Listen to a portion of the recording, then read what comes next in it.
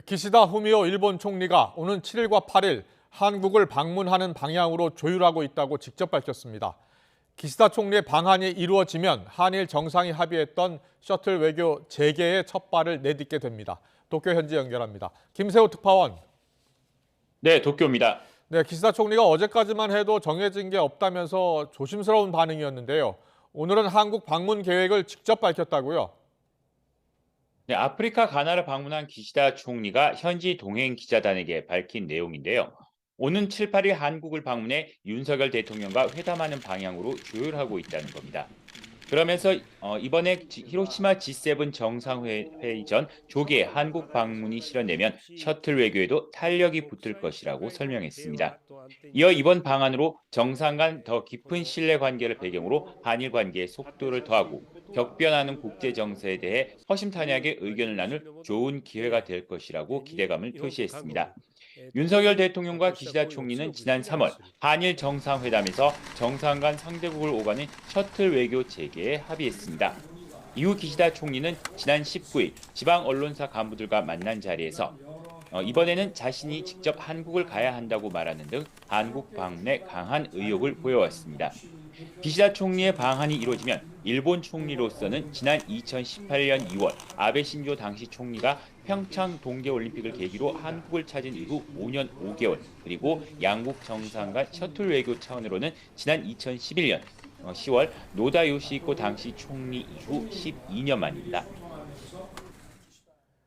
네, 기시다 총리의 방한이 예상했던 것보다 상당히 빨리 이루어졌습니다. 그 배경을 어디에 있다고 보고 있습니까? 네, 애초 기시다 총리의 방한은 오는 19일에서 21일 히로시마에서 열리는 G7 정상회담 이후 여름쯤이 될 것이란 전망이 지배적이었습니다. 하지만 한국, 그리고 또 여기에 한국 내 강제 동원 해법에 대한 반발 여론도 상당한 만큼 한국 내 여론 추이를 보면서 방한 시기를 결정해야 한다는 신중론도 있었습니다. 지금까지는 일본 정부는 셔틀 외교 재개 합의와 관련해 답방과 관련해서는 구체적으로 정해진 바가 없다는 답변만 반복해 왔습니다. 하지만 최근 한미 정상이 기시다 총리의 방한 일정에도 매우 많은 영향을 줬을 것이라는 관측이 나오고 있습니다. 특히 바이든 대통령은 윤 대통령의 대일 외교를 평가하면서 한일 공조를 강조했는데요. 이런 분위기 속에서 기시다 총리가 신중론에 기대 한일 관계의 소극적인 모습으로 일관하기는 어려울 것이라는 분석입니다.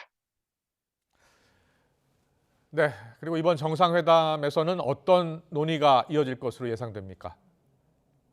네, 기시다 총리는 이번 윤 대통령과의 정상회담에서 북한의 핵탄도 미사일에 대응하기 위한 양국 간 협력 방안을 확인할 것으로 보입니다. 저도 또 조금 전 반도체 안정적 공급망 정상회담에서 확보 등 경제 현안에 이 대한 논의도 지소미아 이어갈 것으로 보입니다. 완전 특히 최근 한일 정상화를 양국이 수출 우대 조치 대상인 화이트리스트에 서로 복원시키면서 日本政 양국의 府 경제 として 교류가 はこ 더욱 の措置を 활성화될 것으로 非常 기대하고 に 있습니다. 厳しい 반면 状 우리로서는 態に 기시다 なった 총리가 식민 지배에 대한 사죄나 반성을 직접 표명할 것인가가 초미의 관심사인데요. 제소를 기시다 철회해야 총리는 지난 했습니다. 3월 우리 정부의 강제동원 소위 해법안 발표 화이트리스트 이후 조치에 역대 대해서 일본 정부의 조속한 역사인식을 계승한다고만 정상회복을 했을 위해 뿐 직접 사과나 반성을 언급하진 않았습니다.